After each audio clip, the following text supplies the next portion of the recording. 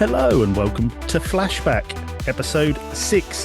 The games you loved, the stories you forgot. And it's me, RGT, and as always, joined by the ever youthful, the UCP man himself, our Lord and Saviour of games.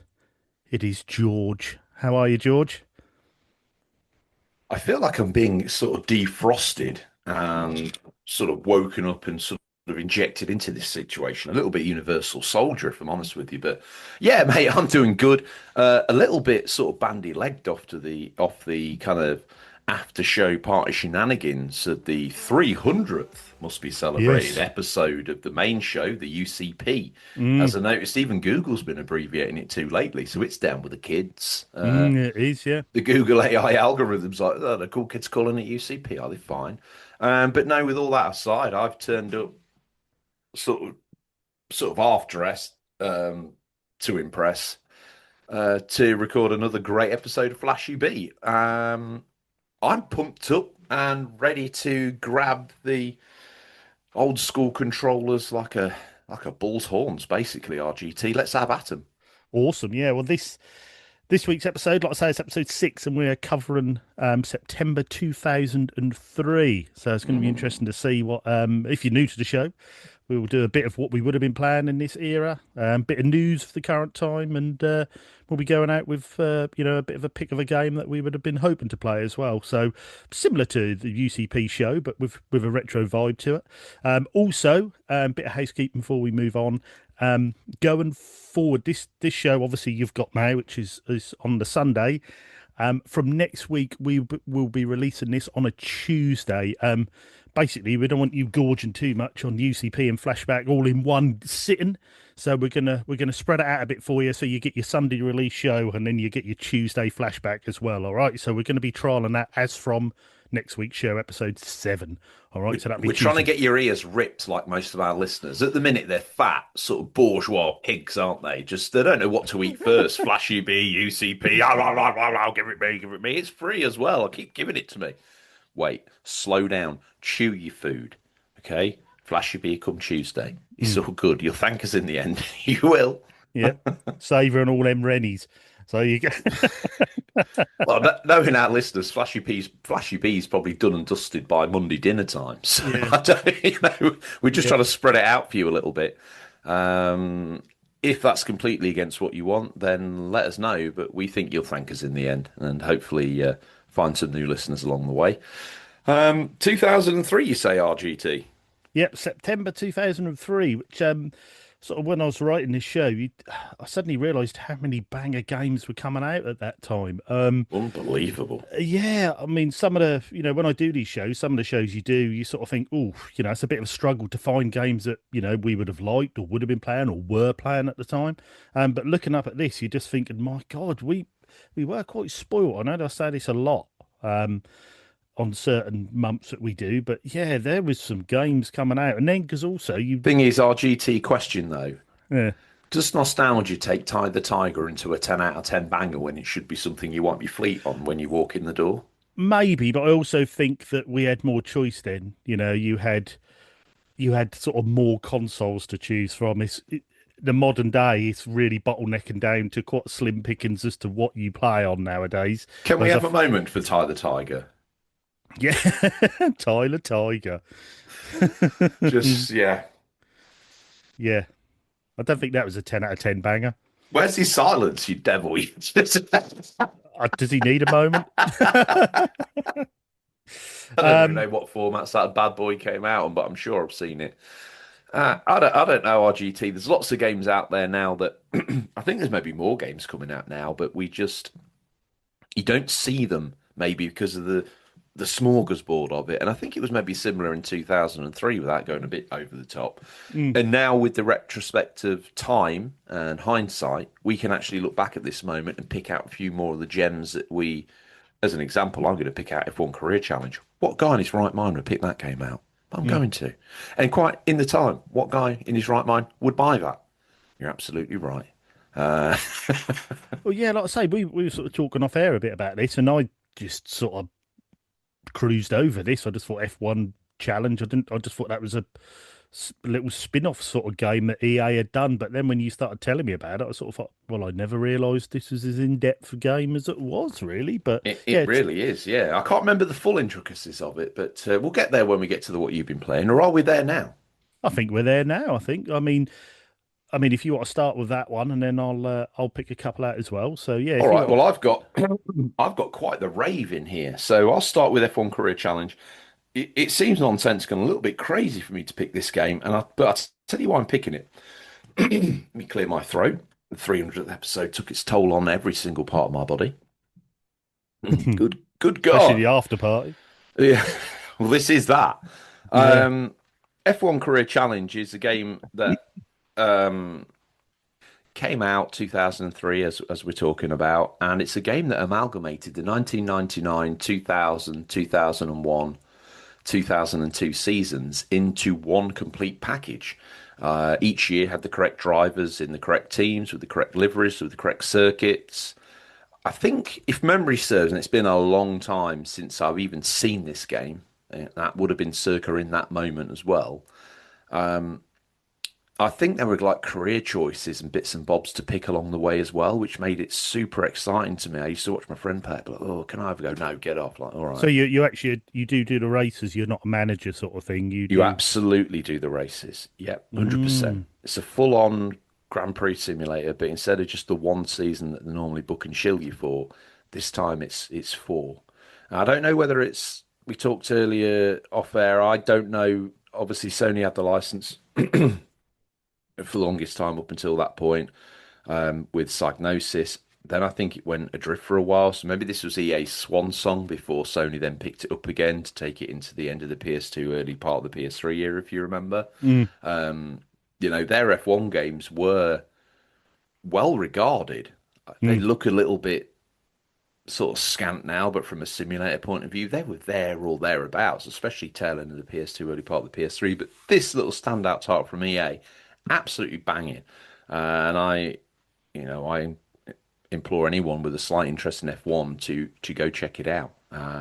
It's full Michael Schumacher era, don't get me wrong, but smattering of McLaren at the start, so one would think Do you you might do be you able sort to. of start in karting, or do you just start as a No, no, normal? no, no, no. You do start in those years of F1. Yeah. It's not quite that game, RGT. Yeah. Although, the way my brain goes after the reveal of the 300th episode, you can imagine in my dreams, I'm thinking karting, junior formulas into F1, have those 4 years. It's not quite that, but it's still pretty strong.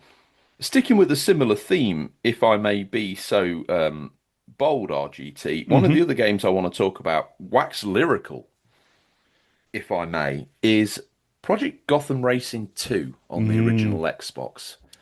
In my mind, in fact, let's pave the road here.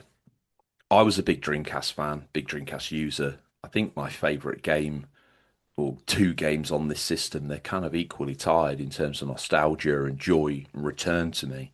Shenmue's an obvious one straight out the gates. It's the game that's most associated with the console.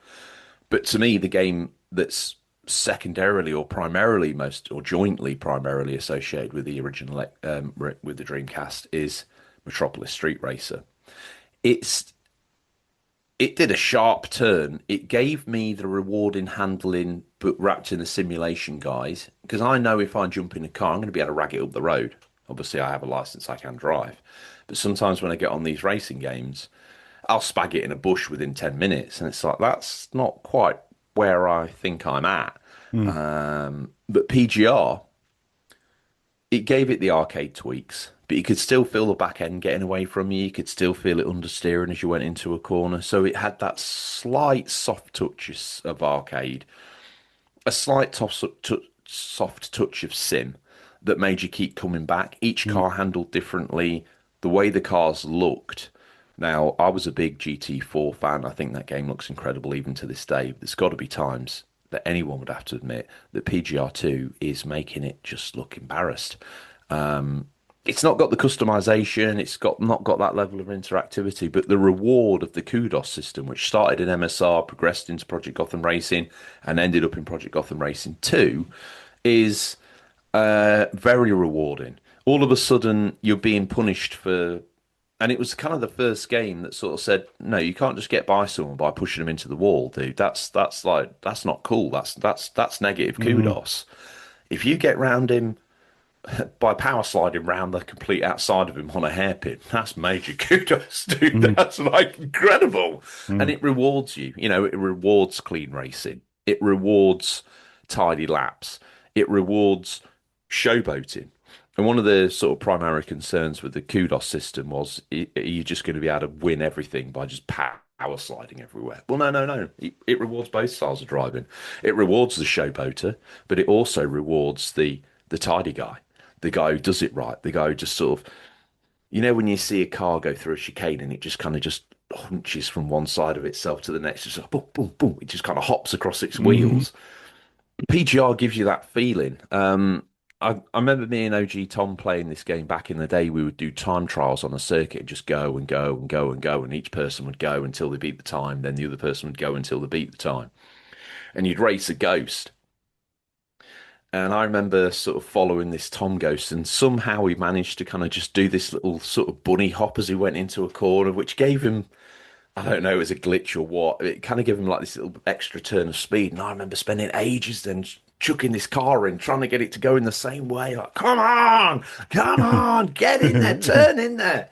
Finally managed to sort of not replicate Tom's audacious, we called it the bunny hop for a long time afterwards. If I followed him in his car anywhere, I'd be like, oh, bunny hop. No, mate.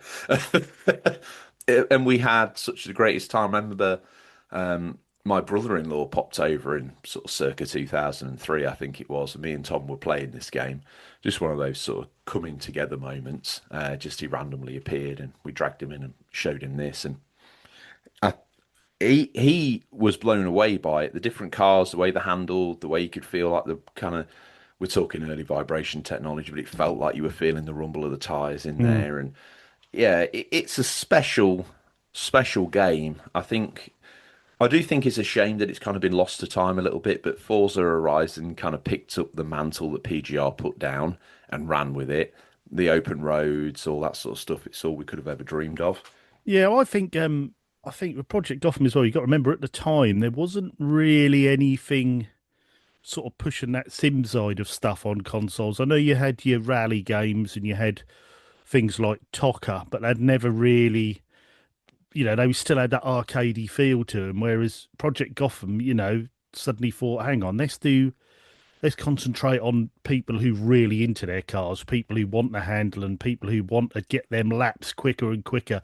And coming from Metropolis Street Racer as well, I mean, playing that game, you play that on a Dreamcast now, and some of the bits you have to do are tough on there because you have to nail them laps. I mean, that is a tough game. I And love it though, dude. yeah, and that's the So thing that, much. that they really sort of separated themselves from the arcade racer. And even though, like you say, Forza took it on, they still had that more arcadey side. Whereas always the thing I liked about Project Gotham is they did have that sort of sim side to them where you had to really nail that lap. Um, and quite ahead of its time, really. I mean, nowadays Mm. we've got the Forza Motorsports and we've got the Gran Turismos and we've got the Assetto Corsas, but then you didn't have any of those really. I mean, you had your Gran Turismos, but this even then, I still think Project Gotham had that bit more sim about it for handling, Mm. for nailing them laps. Like I Um, say, it nailed the handling in terms of like we're going to give you a 10% pass in the fact that we're going to we're going to assume that you can drive to some degree. So we're going to sort of gloss over that part of the sim and mm, then put you in the car and let you feel like a hero. yeah, And that's, I think, in terms of like sim handling versus arcade handling, I wouldn't call it directly arcade. I would call it that. They've built into the engine the allowance that you're not a complete idiot and you're not going to get caught in a 3-point turn doing an Austin Powers in the middle of like, Oxford Street in London. They're like, no, no, these guys are beyond that. These are serious racers. So we're going to give them a 20% skill boost and then it's all on them. And then you really do feel like you've got the arse end of an F40 mm, hanging out round a hairpin. It makes it special, RGT. yeah, it definitely does. Yeah. Is there anything else on here that's took your fancy, George? Oh, mate, I mean, there's a couple of things I want to dwell on. I do believe September 2003, according to this list, is when we got the Grand Theft Auto double pack Mm, ahead of the San An release. So we got the double pack, It was on all formats. Primarily, the place where people were wanting to get it was the original Xbox console, and this silver pack did absolutely gangbuster numbers on there. Mm, Obviously, OG Xbox owners had been sort of throat slit, wanting a bit of the GTA action, and they finally got it served up in probably the best way to play in on the home console formats yeah. in that moment. Mm. Literally a PC port, pretty much. Pretty It's much, and it mm, looked bang on. It did look ahead of where the PS2 version was. Admittedly, this is post-launch, so they've had time to mess around with it, and the OG Xbox is more powerful. So I'm not going to waste too much time talking about that. I do believe you've got Wind Waker down here in the mm, number one spot, which mm, is absolutely brilliant to see. A game that I think over time people have softened on a bit.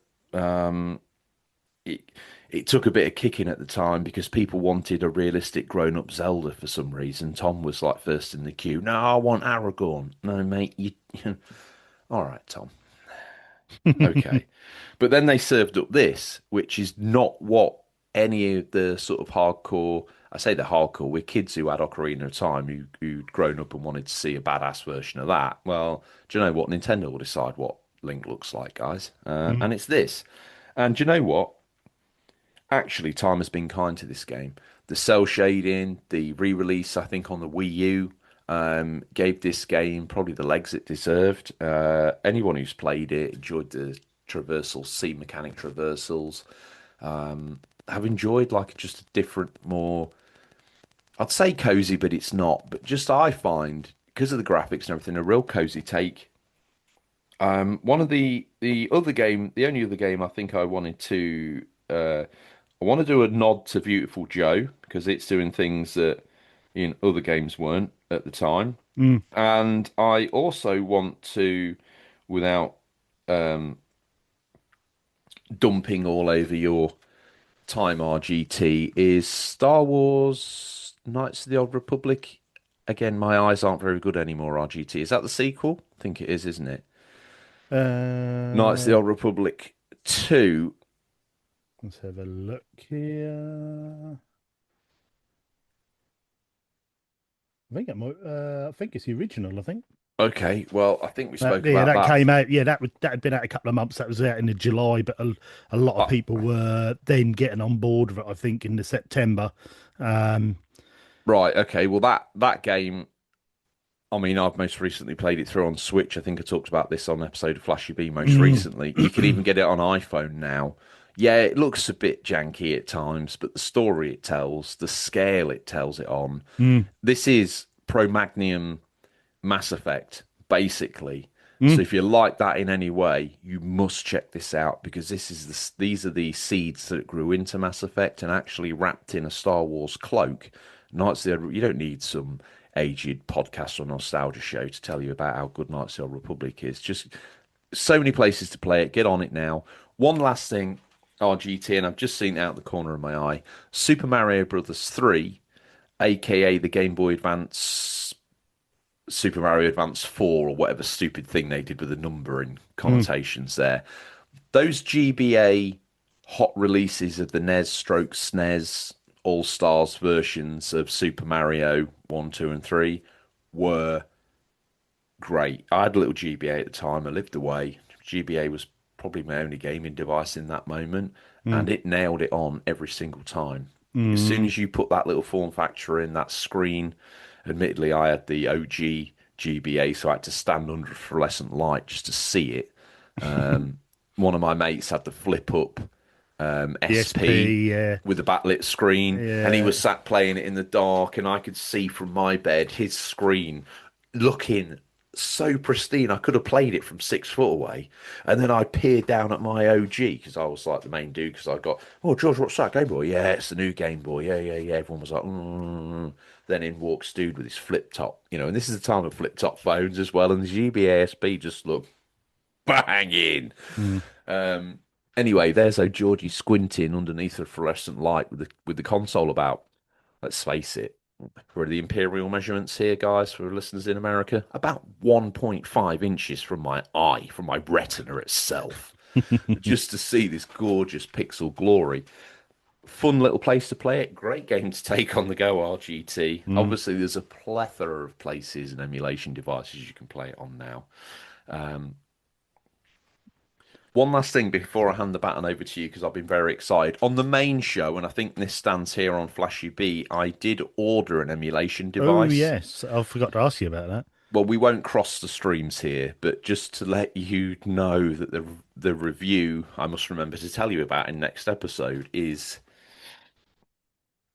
Has it arrived? That's the main thing.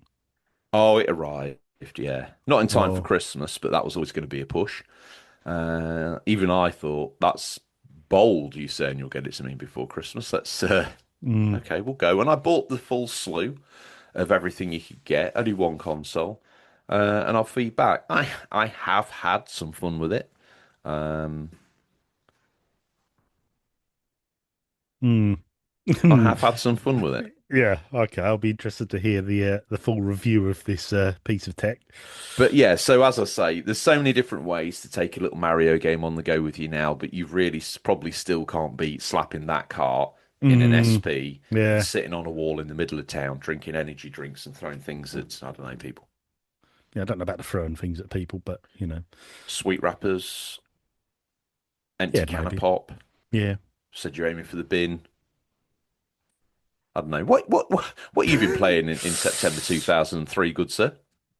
Well, I was looking here. There's a few sort of just after September, just round about September, some just before, but one that released 22nd September 2003, Tiger Woods 2004. Now, most people are going to be saying, "What are you on about?"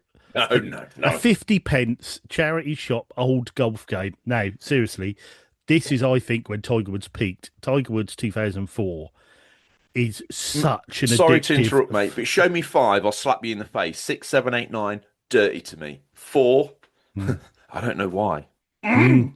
And with me and you have played this together many a time. This is such an addictive game. Yes, it's arcadey. Yes, it's not your Rory McIlroy PGAs. It's nothing like that. It's not that as in depth, but it is so addictive because it's very easy to play. But then when you start mastering it and you start getting them back spins and you're playing against each other and you're getting holes done really quick and getting under par, it's so addictive. Still looks really good, I think. I was going to say, at the time, it looked pinch of salt, boys, because we only knew what we knew. But at the time, that game was bordering on photorealism. Some of the Mm, extra details in the animation that he was doing, uh, the whole game, to me, I don't know whether I just got it at the right time, but it felt like a I don't mean when I say a golf club, I don't mean one that you put in your bag. I mean like a golf club where you go to play golf, a golf course, but the clubhouse. It felt like everything had been crammed into this disc. You put it in machine and you could go to any golf course in the world and do this game. You say it's arcadey, but everything that came after it was extreme arcade.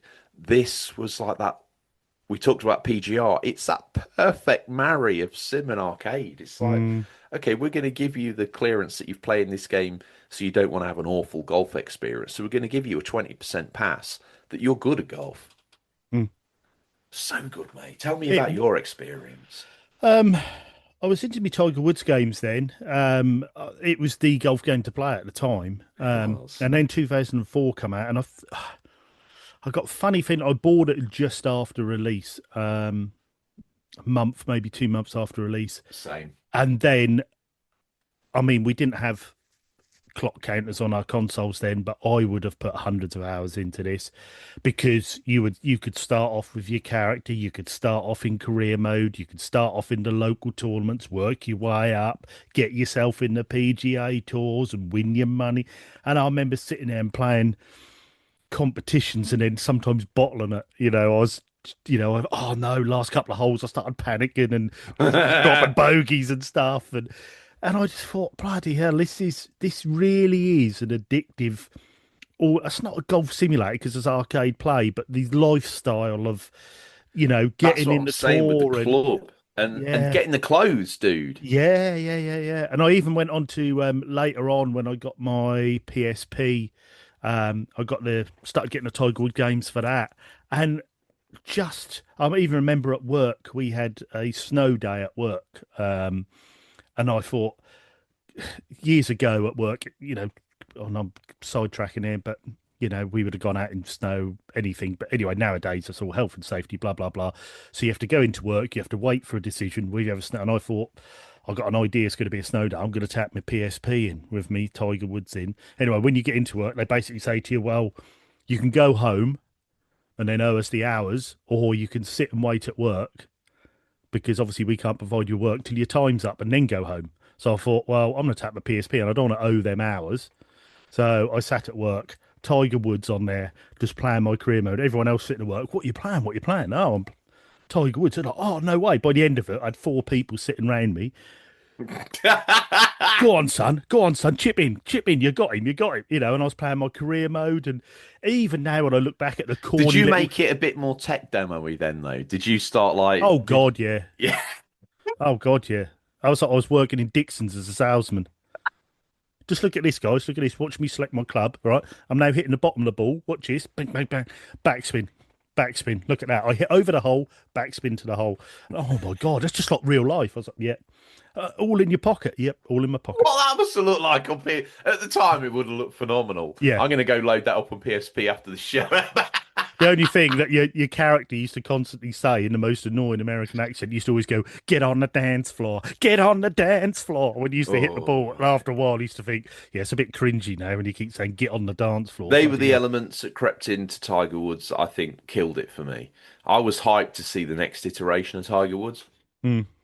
Nothing ever hit as hard as the classy, not only the menus, but the way the brands were displayed inside it, the way you interacted with the game generally. Everything about it was absolutely top tier. It was one of those magic in a bottle moments.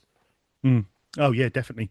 And even now, I go through periods of playing. I've got loads of just cheap golf games on the Saturn and things like that. And sometimes you find some of these cheap, worthless golf games actually quite good fun. But I still don't think you can beat if you want to go and have a really good fun time playing golf, but you don't want the seriousness of the modern PGAs or the clubhouse. Are they called the clubhouse or the golf club? The golf club. TGC in it, the golf club. Yeah, which are quite in-depth, almost simulation golf games. But you just want to have a good, really good fun having a round of golf. But you don't want to go quite as far as everybody's golf, which is a bit more anime, a bit more cartoony. These I old love Tiger that, Woods. but If you got a PS2, get one of these Tiger Woods games. Literally, they are pence. You'll pick them up for nothing, and they are such good fun. They really are good fun. Get a few friends and play. It's brilliant. Sadly, it's the era of game and the sort of mass produce of a game and the mass adoption of a game where you'll walk in a charity shop and this might be one of the ones that they just want to give away. Yeah, yeah. Don't sniff it. The only other golf game that's ever come close to me, I think, is the second PGA Tour game on Mega Drive stroke Genesis. Mm-hmm. It had the golf club shop at the beginning, Yeah. and it used to lay like a 3D grid. It was one of the first ones to sort of 3D grid up the green. Yeah. So you could work out the slide and the flow of the green, Undulations speed, and everything. undulations, yeah. And we had that on PC at work, but much later on I got it on Mega Drive as one of my retro sort of collection titles, and Road Rash 2, NBA Jam. It's one of those games that actually never left the console. And although this is a 2003 episode, I think it's those sort of games that would have given the mature gamer like our dad something to play on the Mega Drive until 2, 3 in the morning. Yeah. I can't imagine my dad would ever have picked up Sonic. Just can't. But I can imagine him sort of going, what's this golf for? Putting it in. Yes, exactly that. I did. You just brought me back a bit of a nostalgic memory then, because I did play PGA Tour 2 with my dad on my Mega Drive, because my dad was a big golfer at the time. He loved his golf, and he'd sit down. Oh, what you got there, son? Oh, I've got PGA. Oh my God, you can see all the undulations of the green area. I was like, yeah. So he used to sit down and line it up for me. Hang on, son. Left a bit. Left a bit. Left a bit. Left a bit. That's it. Now, 50% power. 50% power. Nailed it. There we go. There we go. In. There we go, son. Told you, I'll be your caddy. I'll be your caddy, son. And then, wow. And it all started from when I had a Master System. I got Golfomania. Oh, really? Golfomania, that was called. A top-down one, but it was the first time I'd seen a golf game where you could go literally have a round of golf, 18 holes. So me and my dad Mm. used to sit there with a little Master Control and have a round of golf. It used to be absolutely brilliant. And then that's just spun on to PGA when we used to play that. But yeah, I never quite got him on the Tiger Woods games, but a shame because I think he Seeing as we're probably would have here, enjoyed. I must give a shout out to Microprose Golf. They made a golfing sim in the 90s for home Oh yeah, I computers think I remember that. That was on and Atari ST, wasn't it? an And Amiga, Amiga, and yeah, yeah, yeah, yeah. well, the effort, you imagine the effort they normally put into their World War sims, their flight sims, their war sims, their driving sims, their everything. Hmm. Microprose Golf. And I'm like, yeah, it didn't maybe look as good as those ones, but it had all the elements in it. Oh, so we need to do a flashback golf game special RGT. That would What other be games are you, that would are be you good fun. picking out of your golf bag this week? Just one more I was looking at, which I always still find weird to this day. This was out in August 2003, but we would have been getting it over here and playing by then, which was Virtua Fighter on the PS2. Now, I always find that weird because that was at that iteration where Sega was then releasing on different consoles, and it still looks weird because Virtua Fighter, you think of Saturn, you think of Dreamcast. Mhm. Seeing it on the PS2, really odd, but I mean, this had a 93 Metacritic score. I mean, Yeah. so this was a decent fighter at the time, really taking Street Fighter to, you know.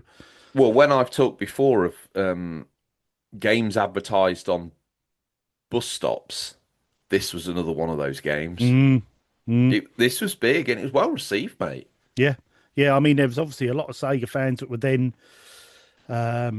migrating over to different consoles and especially the PS2. I mean, we all know how well that sold, but yeah, even now I still find it weird seeing these Sega titles not on a Sega. It was a strange time, and obviously we were then getting Sonics on Game Boy Advance and bits and pieces, which was weird as well. But yeah, Virtua Fighter, which I mean, still to this day, I don't think it's a very expensive game. So for a 93 Metacritic score, that was hitting hard at the time and taking a lot of these other fighters to the absolute limit. Yeah, well, I think that's pretty much covered what we would have been hoping to play in Want to September shout out to the 2003 or OG round about then. COD, by the way. Want to shout out to the OG COD, if I may be so bold. Yeah. And I'd also like to put a shout out to, I think I saw it on here on the first page, actually, RGT, of these plethora of games that you sent across. Uh, yeah, I know it's the third one, but want to just pop a little bit of noise out there for SSX3 as well. Mm. Really hitting its vibe by then, and actually, mate, do you know what? What an absolutely banging games. I know you've probably got more of an association with them than I have. I've kind of light touched them, but what's your memories of SSX? Yeah, I remember SX coming out, and I think it was out in about the October, but I think you could import it then in September. It was about out in the October time, but I remember playing the first one and then thinking, because I really loved Cool Borders. I got Cool Borders packed in with my PS1, was really, and I'd never thought of playing snowboard games before, but Cool Borders just blew me away. I loved it. I put hours and hours into it. So then when someone said to me, "Oh, you tried MSSX games?" I was like, "No, no, no, I ain't never tried." And then tried it and thought, well, actually, this is a step up from Cool Borders. This is it had that sort of extreme sport X Games edge to it at the time, which everyone wanted to be into, whether it be Tony Hawk's skateboarding, but SSX had that snowboard side to it. Did Quite in depth games. They were great fun, very arcadey, and a lot great of people looking games. very good looking. Especially if you played it on the OG Xbox, looked really good. But yeah, SSX3, I dabbled with. Just remember thinking, yeah, it's more of the same, but it's added so much more to it as well. I used to love it when you used to get them really steep downhill sections and you'd find a pipe, quickly grind trick, and after a while you'd master it. You'd get these combos going. Brilliant games. Again, I don't think they're very expensive games to pick up today. And you don't tend to get those sort of games released anymore. We don't tend to get them. I know you can get No, Ubisoft done that sort of all in one game. What was that called? I can never. steep. Steep, and I sort of dabbled with that. I didn't really I've do anything. tried to go back and keep dabbling with it, and I don't know. It's just that sort of online. Don't really. There's no sort I of think aim because goal to it. I like the idea of having this massive area to just go do what you want in. I like the idea of having all these different sort of extreme sports ways of careering about, but basically you're slogging your guts out to get from one event to the other on the map. They're not that easy to navigate between. Maybe I should just do, parachute, whatever it is, but there's something about SSX and those other games where the narrative is like, this is the race, this is how it goes. I know Mm. probably when we're playing those games, all we yearn for is a mountain, but actually what we do want is curated courses, Mm. tracks, things. I think that's what stopped Steep from hitting for me. When you got into the actual races, it kind of hit a little bit like Amped 3, but when you weren't, it just was the loneliest, most boring I'll do. So SSX Yeah, is always going to have that straight to it. I mean, you could argue Steep's trying to be a bit simulation, but then I look it in the eye and be like, no, mate, get out. yeah, Not yeah, simulation, you pig. yeah. Exactly. That didn't hit for me, and it don't hit like these games did at the time, where you literally had, rather than a multi sports events game, you literally had a game. This is snowboarding, and then away you go, and you had your courses and your tracks and your 100%. competitions, and yeah, brilliant. So yeah, SSX3 definitely brilliant for that era. Um, right, I think moves us on now. We scoured the very darkest pages of the gaming mags and delved deep into the interweb to bring you what was the latest stories, and these are all from Games TM magazine, issue 10, in Wow. September 2003. And we start off with Lara packs her bags. Eidos takes Tomb Raider away from Core and hands franchise over to Crystal Dynamics. Core Design, the creator of Lara Croft, has lost us a precious license to another developer. American-based Crystal Dynamics will be developing future installments of the Tomb Raider franchise, as Angel of Darkness is the first part of a proposed trilogy. An official statement from Eidos offers little comfort for Core's future, and with the company, comfort for Core's future with the company. We will now be evaluating Core Design Studios' ongoing direction and contribution as part of the group's overall development capabilities. With Core Design's recent non-Lara products failing to perform at retail, we feel that there could be some difficult times ahead for the Derby-based studio. Problems arose when the highly anticipated Angel of Darkness launched 9 months after its original release date. Troubles continued when the game received mixed reviews and was quickly followed by the furore caused with the industry when Game decided to sell the title several days before its official launch date. Once Angel of Darkness was released, Core's woes began in earnest. Jeremy Heath Smith, Eidos's development director and Core Design's manager director, announced that he would be resigning from the boards of both companies with immediate effect, while no reason has been given. We suspect that the Angel of Darkness missed the end of Eidos's financial year and could be a critical factor behind the decision. Movie company Paramount is also blaming Core's tardiness for the fact that this latest film, Tomb Raider: The Cradle of Life, has been a flop. Eidos' Look at the decision, nuts on Paramount there. Walk. yeah, Eidos' decision to hand the Tomb Raider license over to Crystal Dynamics, creator of the Legacy of Kain series, is a brave move and one that is gaining Oh, praise throughout the industry. Whilst Core certainly did an excellent job creating such a global phenomenon, the secret of ongoing success is always continued reinvention, says Doug Bone of Andromeda Entertainment Limited. great name, Despite Doug. being, yeah, despite being a technical and sound development team, Crystal Dynamics has never really had a franchise on the scale of Tomb Raider, so this is a shrewd move. I fully expect Miss Croft's next adventure to look, sound, and play better than ever, and hopefully reinfuse the fan base that has been let down by what is the most disappointing game of the year so far. It is unclear how Core itself feels about recent events. It has refused to comment. Now, Throw the Doug a bone, mate. Throw the Doug a bone. What an also, absolute rat. we always say this, the articles we read are from an era. I mean, this article is brutal.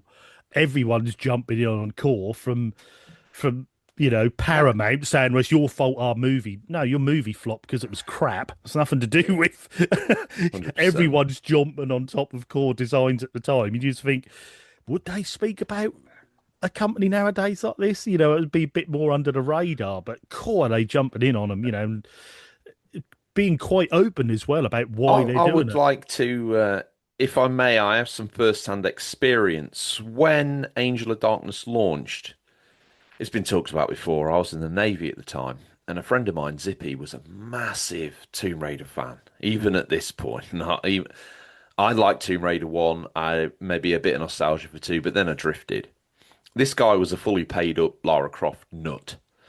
And he had brought his PS2 down, sequestered the television in the mess. Everyone was away. I think it was over in a weekend. I can't remember the exact date. I feel it was quite wintry. Anyway, he came back on board. I'm buzzing, boys.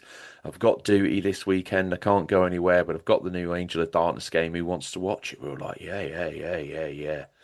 I watched real time a man's full enthusiasm for his favourite game of all time literally get walked into the dirt in front of my very eyes. It was one of the most traumatic and because it was the excitement of the new game as well. He come bowling in with a game bag. We were all like, oh, this weekend's just picked up, boys. Look out, this is going to be great. And by the looks of it, To he probably managed to get it 3 days before release because Game sold them early. so, might have been something like that. So he came in like clutching this baggie, and we're all like, yes, you know what? Business just picked up. It's gone from looking like probably the most boring weekend ever. Well, by about Saturday night, I was like, yeah, I'm going to go do my work. I And can it's a remember. shame because this walked in with all the hype. Now, I know that probably didn't do it any favors, but it was a big game. It looked great in the magazine stills. In the short sort of TV ads we saw, it looked phenomenal. Admittedly, when he first put the game on, walking the streets of, I believe, Paris, the back streets and the climbing around in the buildings and the navigation between through, over and through that area felt different, but my God, it was hard to navigate. I've gone Mm. back to it on PS2 since just to see if I can put the demons to bed. I couldn't. I'd imagine on the remastered trilogy they've done a little bit something with the controls. So this now is probably in its most playable state on that Because if I remember release. rightly, did it have a really dodgy camera as well on Angel of Darkness? You could not turn the camera properly to try and find the ledges that you needed to jump on and bits. I I I'm struggling to remember, but I think the camera sort of limited it. I think Lara's controls with the fixed camera, if that's the case, I do remember it being really awkward. Um, and maybe the game got better, but actually getting through those first bits to what you would Mm, call the traditional Tomb Raider elements was like next to impossible. mm. So yeah, it's a shame because I think in there is some really great ideas, but sadly it landed stiff. Yeah, yeah. It was a shame as well when you think core design had really started all this. And I don't know. I'd be interested to speak to someone behind the scenes from the era to see why. Well, don't forget they've gone crawling back since to try and capture the essence of Lara, haven't they? So, Mm. like, I don't know, mate. The most Whether that was egregious, just a too big a game for them, whether they were too small a development team, whether the pressure was on to get it released, whether they were I at their think depth a bit. they had Tomb Raider 1 hit and it was a standout title. It's become part of the very DNA of gaming. You can't Mm, talk about gaming without mentioning Lara Croft. Some would argue, it predates Mario 64. Is it the first 3D platformer? People could argue, yes, I believe they could. mm, There's a lot of legs there. Mario 64 gets the props and everyone raves about it, but this game was doing something different very early on in the PS's lifetime cycle, very early in the PC kind of 3D cycle, and obviously on the Saturn as well. It was doing something different. I do believe Core got a bit kind of irritative with because the sequel came out quick and the third game came out even quicker than mm. that. So they kind of like just busted a nut on those first three games.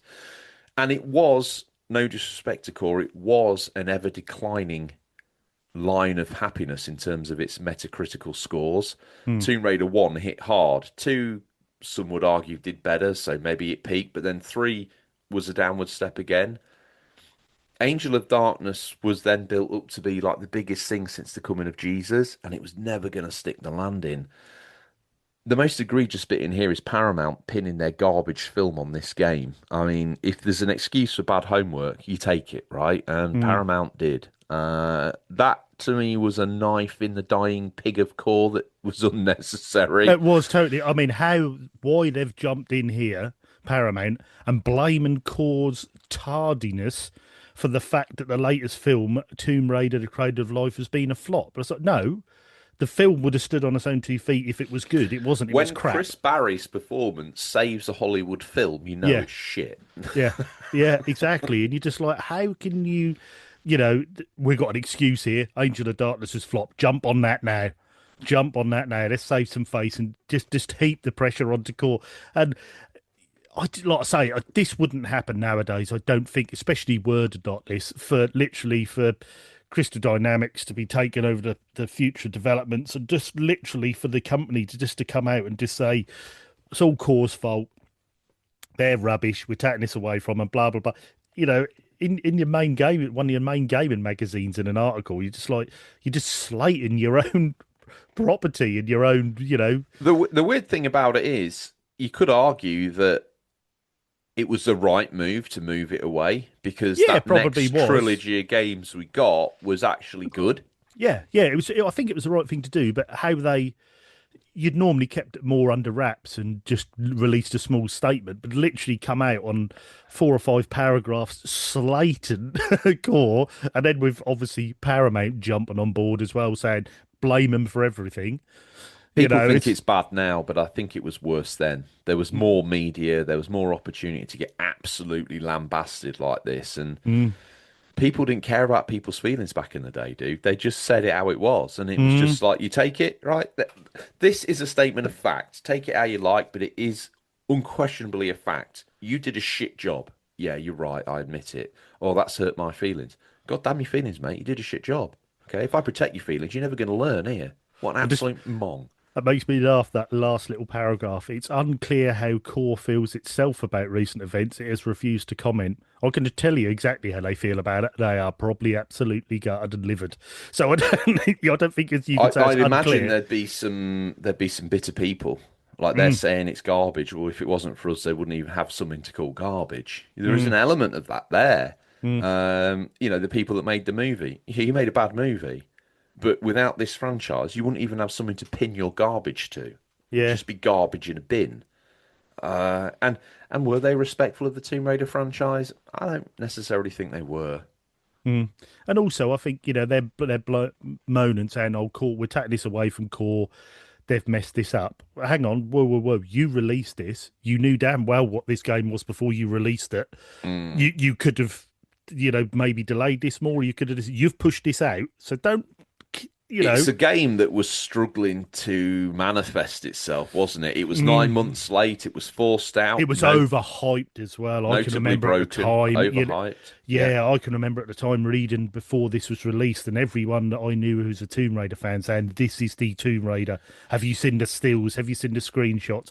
This is going to be the biggest and best Tomb Raider ever." And Imagine you though, thought, if you say overhyped, but you're working in Core's sort of advertisement sort of publication division, and you're looking at this Lara Croft seen for the first time on PS2, brand new game, new setting, all this. How could you not overhype? You have to hype that. You Yeah, have I to suppose so. hype that. Yeah. Who overhyped it? Them or RGT? May I suggest us? Mm. Yeah, probably. It's probably just everything just accumulated in it. And like you go back to your friend, he was a staunch Tomb Raider fan. Had this Massive. by the time he got this game, this is the game. Who wants to watch me play it? 10 minutes in, to see the love of the game just being sucked, the life sucked out of him. You're just like, oh, It was probably one of the most saddest gaming experience I've ever had to bear witness to. mm, I've never mm, seen anyone's enthusiasm, and I think, oh God, imagine if that had been me. Oh God, bringing one of my heroes for everyone to look at, and it falls to its knees in front of everybody, and I have to behead it. imagine me doing that of Uncharted. You get an Oh, Uncharted. mate. That's exactly where this kid was Yeah. at. Yeah. That is absolutely brutal, isn't it? Your whole love for the franchise completely destroyed in 15 Well, minutes of game. without getting too carried away, I think you can imagine for the first sort of hour, he's making excuses to justify his purchase. He's seeing things within this game that I can't see. Oh, Mm. it feels great. Look at this. Look at the detail. Hmm. I love the way the camera gets stuck in the corner so you can't actually see your character. That's Makes it more incredible. realistic Yeah, that yeah, it way. makes you feel like you're really stealthing it. Well, if the camera was floating in the air, George, it would get stuck behind ladders, wouldn't it? Well, Yeah, I guess it you would, can't just yeah. put a camera through a ladder, George. I suppose if you made a film Realistic. now with a camera on it, with a drone camera, and you were trying to swing it around like a video camera, it'd be getting bashed into the walls of the buildings. It'd be getting stuck Yeah, behind a wheelie bin. You'd be like, yeah, "Can't see my I can only see my character's ankle." Yeah, you've crashed a drone camera into a. Yeah, don't worry about it. yeah. Oh, bless him. Yeah, but You ready for another bit of news? yes, yes, Let yes. me Let's go. serve you up this. This is from the same magazine as RGT mentioned, the Games Magazine issue 10, I believe. Hmm. Um, this one is called The Game's Finally Up. Let's get into it. After Nintendo got stung to the tune of 91 million for using channel stuffing techniques in an attempt to increase sales, you'd have thought that the games industry would have learnt its lesson. Now, though, Acclaim, Activision, and THQ are currently being investigated by the Securities and Exchange Commission, known as the SEC, over claims that they have continued to ship games to stores, even though the demand isn't there. It's important to note that all companies concerned are currently merely helping out with inquiries at this time and only being asked to supply any information directly related to accounts and accounting practices. It's quite possible that the SEC's current interest in the industry has arisen from its recent investigation into Take-Two. Nearly 2 years' worth of Take-Two's financial figures were handed over to the Commission after an investigation was launched involving rumoured channel stuffing by the publisher and developer. Channel stuffing is a practice of offering dealers and distributors special incentives in an attempt to boost sales at the end of a fiscal year, only to then have products returned at a later date. Unsurprisingly, none of the companies involved would state what the SEC are actually investigating, could only offer as a no comment. But it's expected that none will be facing any fines. It seems more likely that the SEC instead use this opportunity to force publishers to base sales figures on the actual number of units sold rather than on the number of games that have been simply shipped to stores. It's also important to remember that it's not only publishers that may come under the ongoing investigation. The Nintendo case involved several high street stores, including Bergsala AB and John Menzies PLC. The latter faced a £4.5 million fine, so it would not be unreasonable for the SEC to approach this current problem from all possible angles. Nintendo's fine was the fourth largest ever to be handed out to a single company and became headline news when it was announced late last year. With continued rumours, this is simply the beginning of an even wider probe into the whole software industry. We're sure it could be some time before the SEC reveals its results, but we'll let you know. Well, we might not. If anything, if we will let you know what, if anything, it manages to unearth. Sorry, I had an itchy ear and realised that we were not going to continue the story of a 10-year-old games magazine. RGT. Yes, I found this very interesting because I thought from the era, this is a time where charts meant everything at the time. Sales figures, you wanted your game to be in that top 10 in the back of a magazine every month. And by the sounds of this, I mean, I'd never heard of this before until I read this magazine article when I was Hmm. researching for this show. Um, I'd never heard of this sort of sales fixing figures where obviously the sales figures were done from the company themselves before they were sold. They were actually done distributing them to the shops, and then they'd say we sold 10 million, but because they're on sale return, you got six of them back. But that If wasn't. if there'd been a slight change in the wording of the contract to say this isn't on sale or return, as in you're taking these and you need to either depreciate them or hemorrhage sell them to make your return, I don't care what you do. That this would be a totally different story. But Mm, because they were done on sale or return, which meant they could stack the decks even higher and say, well, don't worry, Menzies, if you don't sell those million copies that we force you to put in a warehouse, send back what you don't get. Think of the buying power that you've got though, because you just took a million, so you got them for a penny each. yeah, So they're like, oh, great, brilliant. And if we don't sell them, we send them back. Yeah, that's right. What price do we say we sold them? Don't worry about that. We'll sort that out. We'll sort that out. We'll sort that yeah. out. We'll That sort that makes me out. laugh, and you can imagine these companies at the time saying, our latest game, we've sold 2 million copies of that. Yeah, but you've Yeah. probably had 1.2 million back. Do you know what I mean? Oh, It's mate, the boss man of John Menzies' computer video game buying division has accidentally, on purpose, just been handed the keys to a timeshare in Benidorm as well for the Christmas period. Like, what? As if by magic, darling. Look at this. Sat on a chair, bit of copies of bloody, I don't know, SSX Tricky or some dribble. yeah, and and Nintendo being involved in this as well, and you're just like, oh, guys, come on. It partially, I think that did the industry need to be inspected like this? I mean, up until this point, I think it could be argued that most people looked at the industry and thought they were selling kids' toys. Mm, Okay. GTA 3 had just surfaced, Vice City had surfaced. There were a lot of people paying attention because suddenly games were making some big coin. mm, And prior to that, I think that these companies had shipped these things like toys. Therefore, ergo, we're going to sell you 1 million Optimus Primes this Christmas. If you don't sell them, send them back. It's cool. mm. We're going to send you 1 million copies of this toy. If you don't sell them, send them back. It's cool. I would imagine that the industry was full of. There weren't probably many gaming industry executives really at the time because it was Mm. still such a fledgling business. So they probably had to go out and recruit or were able to proliferate talent from maybe the toy buying field, which is why and Nintendo's history probably wrapped this up to be sold as a toy, which is totally fine. Normally, when you ship to a Yeah. distributor, that's your problem, dude. You Mm. wanted it, you're taking it, you're selling it. But the sale or return element of this means that over time, human beings find a loophole and they exploit it. So, Johnny from Nintendo, it's your job, pal, to get these gone. Okay, no problems. I'm just struggling to get them gone. Can we do a sale or return? Yeah, do what you like. Yeah, as long as we've got the headlines, pal. Yeah. What I would love to do, and we'll never be able to do this, RGT, is take the shipped numbers because those shipped numbers will be the ones that historically pre this era Mm. would have been how we judged a game's performance based on the Mm. numbers released, not sold through stores. Exactly. So it'd be interesting to see how some of the big games of the era actually shape up in a reality of what units were sold, which is the true. It doesn't matter if me or you give a game a 10. It doesn't matter if a magazine gives it a 10. It doesn't matter. It matters how many sold.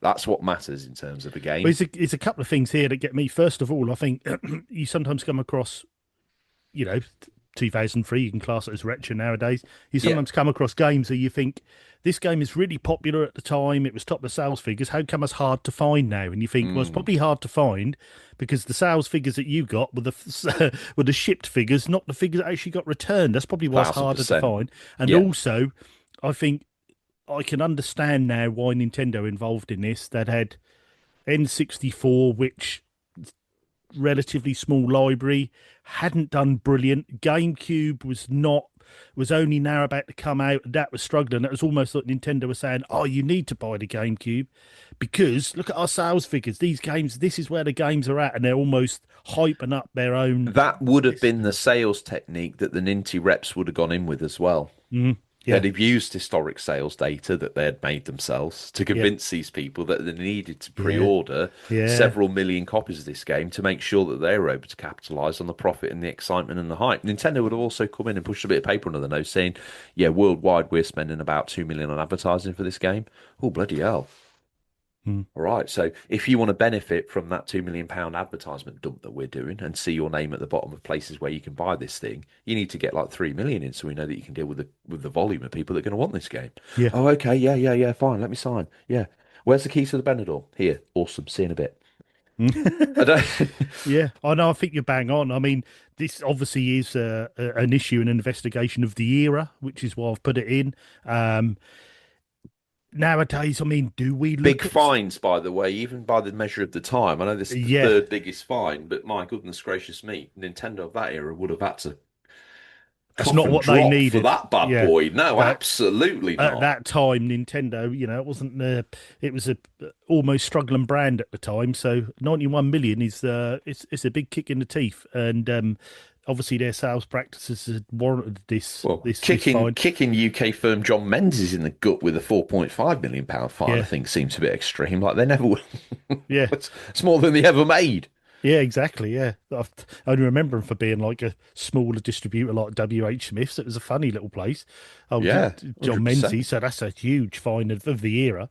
But it just also makes me, like I said before, how much the charts was so important at the time. Nowadays, I mean, do you look at sales charts nowadays for games? Sporadically during the year, I do, but it doesn't ever represent maybe. Obviously, it represents some of the tentpole titles I look out for the show, of course, for the main show. Of course, it does. Of course, it does. But does it represent the games that I actually buy myself? No, not really. Like, will U-Boat ever be in the top 10? No. And I think So also modern games, we with reviewers, with early codes, with the internet, we tend to know a game's going to be good before we bought it. It's very true. rare that you buy one and are disappointed, like we said about Angel of Darkness. So obviously those charts are not a thing now, but obviously back in the day they would go to extreme lengths to make sure they're in that top 10, because obviously I think from a gamer's point of view, if you were looking for a new console, you'd look and see what had the games in the top 10 charts. So it was swings and roundabouts, but yeah, very interesting. Interesting story, like I say, from the era. One But thing I would say is I don't know because it was we were younger and maybe not necessarily in all the magazines, but that what looks like a throwaway article, a smallish article within that magazine, really, because it's embedded within other stuff as yeah, well. mm, That would be massive. That would be the big news that all the podcasters would be talking about now. yeah, It would be everyone would be sort of taking that story and stomping a mud hole in it, taking it yeah. from a quick 10, 5, I don't know, 30-second read into a 400-hour content stream. And I Mm. tell you what, it's lucky that this happened then because they would not survive the kicking they'd get now from all the people. Oh, that's unacceptable. Oh my God, it'd be trending on everything, wouldn't it? Outrage. Yeah. And there'd Boycott be them, some rights it boycott would be them. stepping on. Yeah. Yeah, absolutely embarrassing, really. But Mm. luckily they did, they messed up in the era where people didn't even care. Yeah, yeah, exactly. Yeah, exactly. Um, Final story. This surprised me, this one. I thought you'd like this. Are you on commission or what? No, I put You this know it's in not available because to buy anymore, don't you? the title for this says it all to me, because I didn't think it was, but there we go. But Sony's iToy becomes a huge success. Sony's new peripheral has exceeded expectations and become a huge success throughout the UK, thanks to some extensive marketing by Sony that has seen the iToy appearing on the likes of Big Brother 4, as well as in numerous retail stores. iToy Play has firmly ingrained itself in the public's consciousness, even managing to take the number one spot away from Eidos's Tomb Raider Angel of Darkness. How many people bought that, you see? For iToy to top the charts against stiff competition from the likes of Miss Croft and The Matrix is great, says David Wilson, head of PR for SCE UK. I had faith from the start that this was a brilliant and original piece of kit. But it's really good to see that consumers seem to agree. I think iToy offers some amazing possibilities for the future. A second iToy product is currently in development as and expected to release in November, with David Wilson confident that the gadget will become a major part of PlayStation's gaming in the future. The iToy technology is still in its infancy, and although budding skaters will no longer be able to use peripheral in Tony Hawk's Underground, we're sure it won't be long before it'll be starring in games in his second nature. This made me laugh because going from, it mentioned obviously Angel of Darkness, you can see how many people bought that game. Yeah. So actually the develop Or via the second piece of media, mate, how many people did buy that game? exactly, and also this saying that this is outsold these games on here, you're thinking, did it though? Because the article we'd just done, this is why I thought this was interesting, because I did have an iToy, me and my mate back in the day, Yeah. but I didn't know many people that did who had a PS2. Half of them hadn't even heard of the iToy. So I I'm think, thinking, how's yeah, it but mate, outsold? quote unquote, I still don't think people who bought the i2 toy, yourself included, thought this was the amazing possibility for the future Mm, when you were mm. cleaning your screen. I Window washing. exactly, mate. I find this article to be extreme. I find that, like, I find it yes, was written by Sony. well, the first part of the article exceeded all expectations. The second part of the art, second paragraph, thanks to some extensive marketing by Sony, i.e., forcing John Menzies to take 6 million box versions of this, And uh, then get the fine for it. and then get the fine for it. I don't know. We say it lines up behind Angel of Darkness. That even if we take that at face value without the other information that we already know now, it's still no high claim, is it, to be second runner to that? Especially when you think about some of the furore that came up around that. So we're second to the most disappointing game released in the last 50 years. Because obviously the Angel of Darkness publishers had actually lied about how many copies have actually been sold. They More probably than didn't include likely. the ones that were returned. If you think Um, about it, it's a game you don't see that often, Angel of Darkness. And I mm, would say the iToy is a peripheral that is harder to see nowadays when you're going out on a little bit of a second-hand mm, niff-naff and trivia pickup routine. mm. I mean, I've got an iToy and iToy Play boxed Hmm. and wrapped with the white little pallet wrapping, still to this day in a box somewhere. Now, if I've managed to get hold without even trying of an unsealed, hard wrapped copy of iToy Play, I put it to you, pal. This was not that popular. No, no, I had boxed ones. I got rid of all mine recently. I did have no need for them. I'm never going to use them.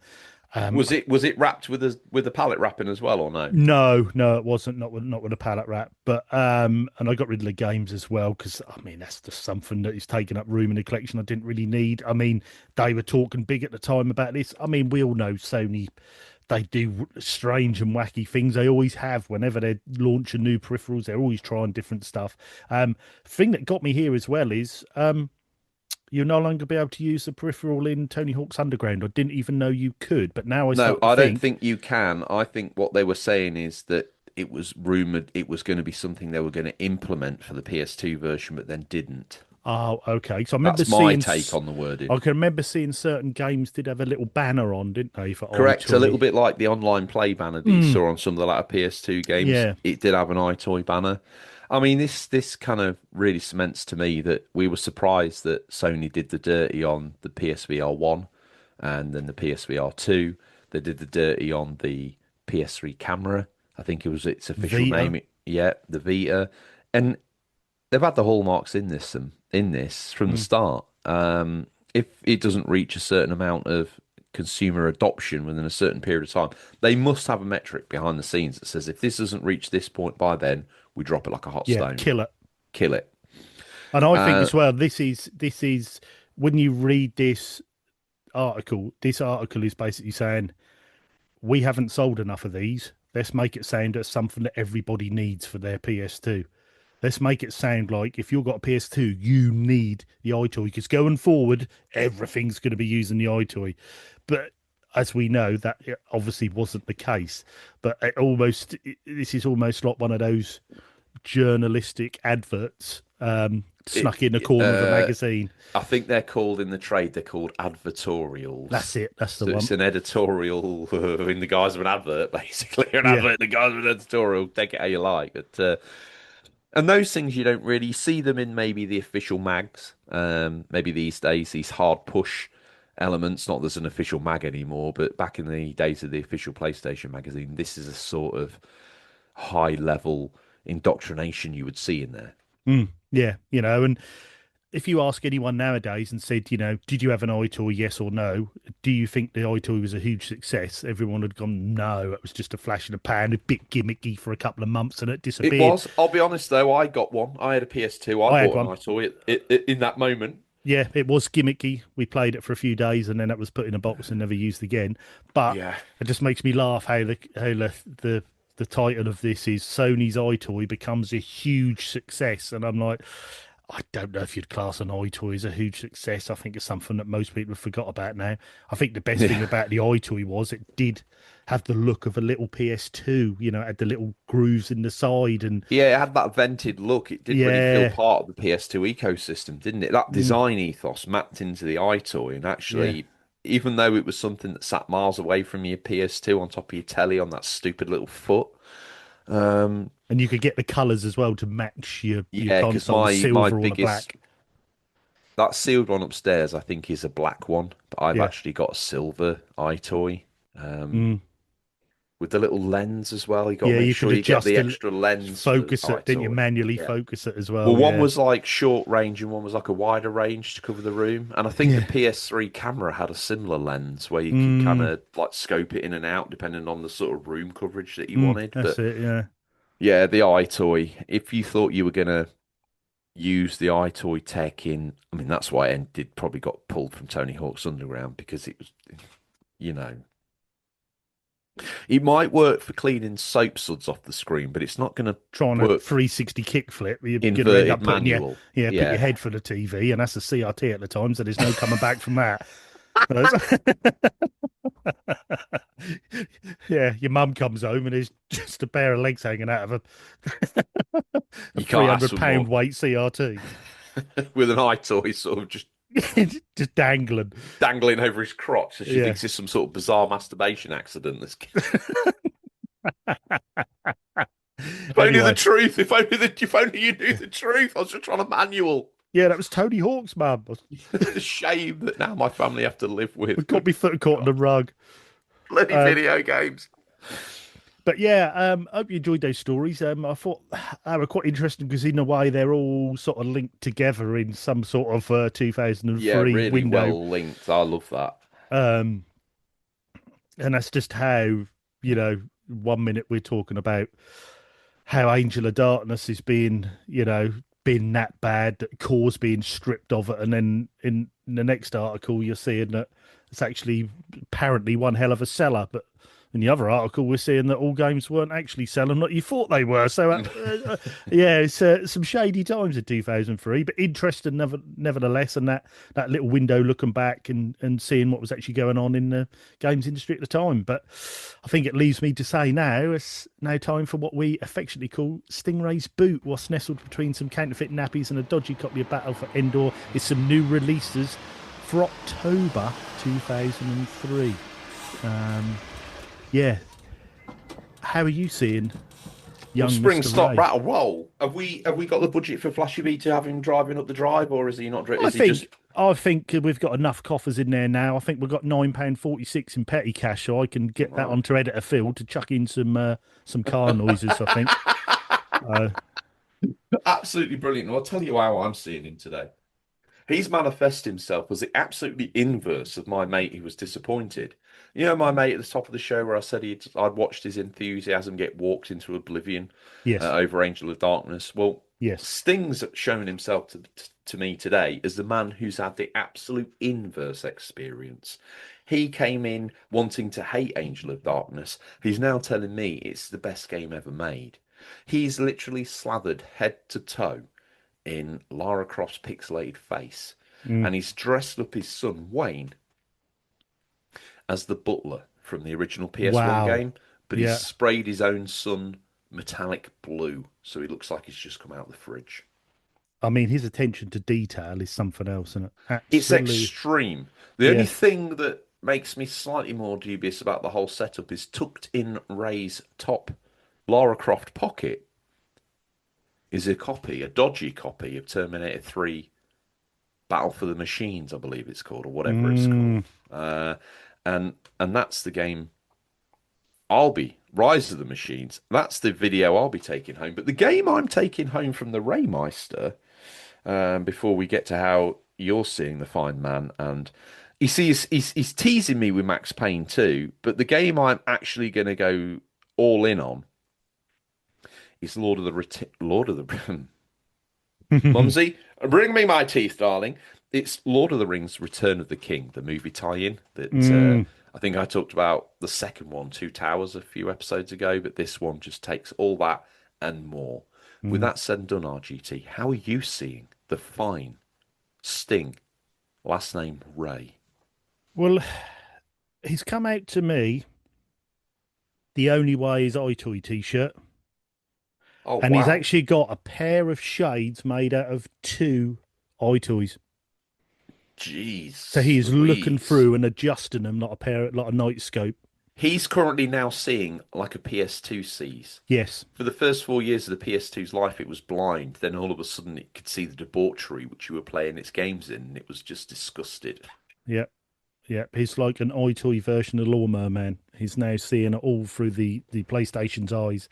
Um, and Wayne, he's actually dressed Wayne up as a PS2 Slim, Bloody hell. but He's ahead of his silver. time. Oh, Yeah, shizzle. silver. So we're all thinking, what's this? Never heard of a PS2 Slim. And it's on the way. And this Wayne is the demonstration of how it works. It's a pop lid, opens up from his back, pop, like that, so you can put the big discs in. Yeah, What it's part of is that is is that actually stitched to his spinal column then when you open hmm it up in oh, he's gone full in. Yeah, yeah. I mean, he's got to take one for the team, I'm afraid. But anywho, what's his game. brain think when it sends signals down to the disk drive that's embedded in his spinal column? And then the data slew that comes in like waves like to see to see him blinking and X and ones just flying past his eyelids. and coming out of his arse somewhere is this wire that's just slamming data. He plugs it in your head and you're like, oh God, wait, what the hell? Oh yeah, Stingray's all in. Laying on the Um, floor just flat. Oh, wait, I can't compute. Wait, wait.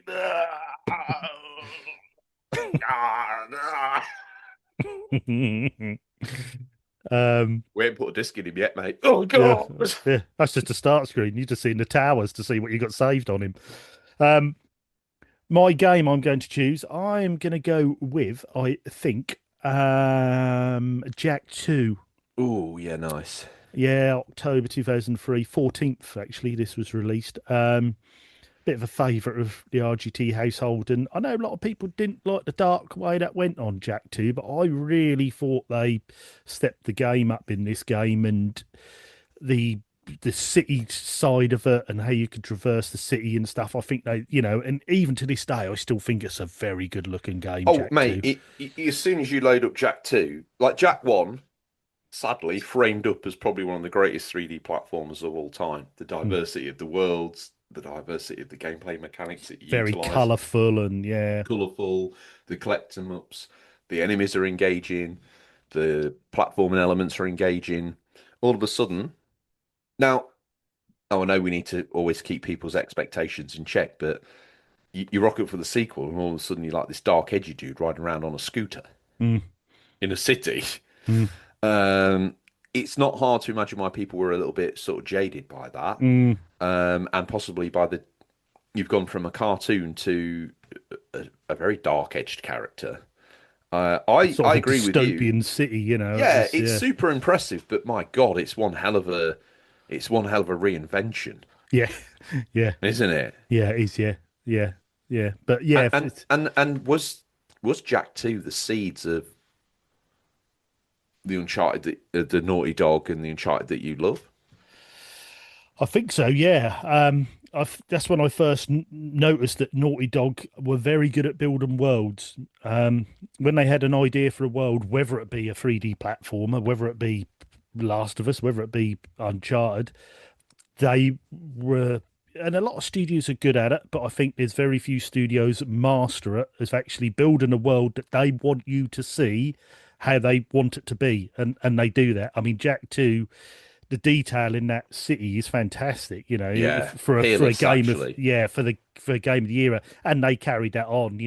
When you played as Nathan Drake, you knew what Nathan Drake was about. You knew where he was. You knew the Well, setting. I don't think they've ever gone as bold or as big in terms of scope and size. Now they went bold and big in terms of animation quality and um, draw in detail in and around the character in that moment, but they never went as big and bold as an open and free roaming as they did with 2 and 3. Like Mm, they've never revisited that style. You could argue maybe there's elements of like Uncharted 4 in the Jeep. There's maybe sniffs of this in Lost Legacy with the similar sort of open world, pick which one you want to go in first sort of scenario. But that's not the whole game. mm, That's a section of a game that they've produced since. Jack mm. 2 and 3's scope was way beyond anything they've done before or since, I would argue. Crash 3 maybe with the warped worlds kind of maybe a tentative step, Mm. but nothing like that ever again. I Jack Trilogy stands up really well. Yeah, definitely. Yeah, definitely. Bit of an honourable mention as well. Prince of Persia: The Sands of Time came out on the 28th of October 2003 as well. Now, I've never played this, but I know quite a lot of people do say this is a really good game. I've never. This is the first one, right? The first of the reboot. Yes, I Yeah. think did they do This three in the end? they I think it did. was. Yeah. Yeah. I recently played the sequel and I don't think it's held up as well. It looked very janky, all early Oh, really? PCy, whereas this kind of sits that sort of console fine line of being kind of what it is. So I You think can I've got the definitely HD collection on good PS3. place to play it. Because I was tempted to play it the other week. I'm I've got that, but whenever I pick it up, I want to go. I probably want to try. Oh no, last thing I played it on was actually the HD trilogy, and Mm, I think that a lot of things have been done to those games on that HD trilogy to make them 3D capable. okay. Now I need to play the OG version of the second Prince of Persia to see, but when I played it on PS3, in the settings, which I normally go in to get things all set and ready to play on a modern TV, the only setting you could mess with was 3D, and it did make me think, is that why these have got all these hard edges on them? Oh, yeah. So you, in a game that was never made for 3D, you suddenly get that push, and your figure can get wrapped and separated from the backgrounds. I don't know exactly. Some touch-ups have took place, but I wouldn't. Mm, I kind of came away from that feeling a little bit sore, a little bit like, is this the HD trilogy or is this a 3D trilogy? yeah, it's Oh, almost tarted up a bit for a certain. Mm, for a certain screen and play yeah, type, it was almost like a novelty item almost. And yeah. that sort of era of 3D, even in movies that came out in that era, it did reek from that. Mm, Quite often I'll be watching a film and I'll turn to Rachel and be like, I bet this came out in the 3D era. mm, And guarantee you, it did. There's lots yep. of like ooh into the screen business and like Mm. these pans and distant shots. So yeah, who knows? Speaking of movies, my movie pick, I think I'm going to do this week out of the Ray's boot. I'm going to go with Identity. I love Oh that film. And scared me when I researched this that this was out in 2003. If you haven't seen Identity, watch it. That's an absolutely brilliant movie. John Cusack, Ray Liotta, um, great take. Almost that sort of Sixth Sense twist in it as well. yeah. Really, really, really great film. So yeah, definitely have a watch of. Before we let Ray shut the boot, I just want to say that the Mad Max Payne 2 box art in its simplicity is absolutely freaking gorgeous. There is something about that, isn't there? That's almost film noir. That I cover remember the is. bus posters of that bad boy, and even to this day, that silhouette is gorgeous. Yeah, I remember that, and also I remember because obviously in the game they used actually one of the developers, weren't it? They used his sort of face as the, Yeah. but the poster art was different. And I do remember, and I remember a lot what But we he's were in Alan saying. Wake 2, by the way, the guy who plays Max Payne. Oh, really? Hmm. I never knew that.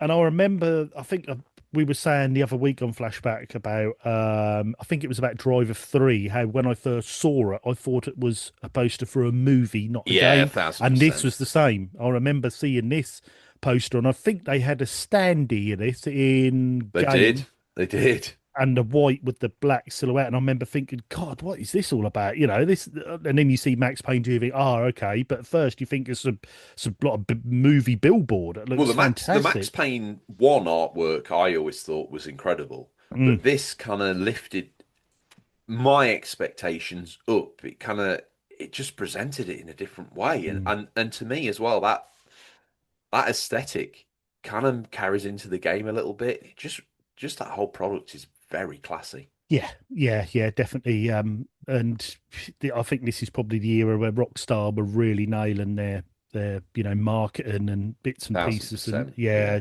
This was the top watermark that they then carry into some of their other mm, products. Really yeah, impressive. yeah. You definitely heard about their games before you played them because their marketing was superb. And like you say, the posters and artworks, and it got you hyped before you picked up their titles. But yeah, so that was interesting.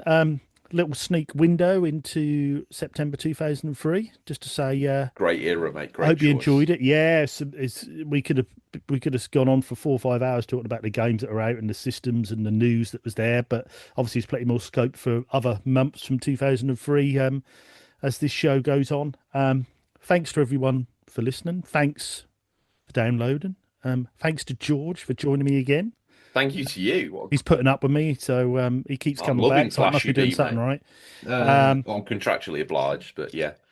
I will just say as well, our other show, Unofficial Controller Podcast, don't forget to have a listener there. We've just done 300 episodes now of that. So there's plenty of back catalogue lists to do. Go and have a download, get them all downloaded, have a listen through the old back catalogue, see what you think, the old laws, everything, all a bit of fun. And we've also launched our website.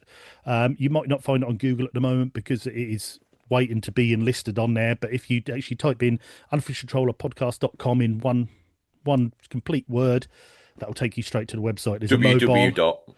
Yeah, obviously www.unofficialcontrollerpodcast.com. And if you have a look on there is a mobile and there is also a desktop version. So depending on what you're on, obviously the mobile version is slightly stripped down, but still functions and looks very good. Thanks to Captain Scarlet for all he's done on there. And our next project on that site is to be adding a Flashy B section on there. So there'll be a flashback page on there as well. So that's our current project on there. But yeah, go check it out. Yeah, like I say, thanks everyone. Thanks for downloading. Thanks to George. Hope you enjoyed the show. September 2003. Look forward to doing a show for you next week, which don't forget will be on a Tuesday, not on like today, a Sunday. But yeah, just leaves me to say, flashback. The games you loved, the stories you forgot. See you later, George. See you, RGT. Thank you, everyone.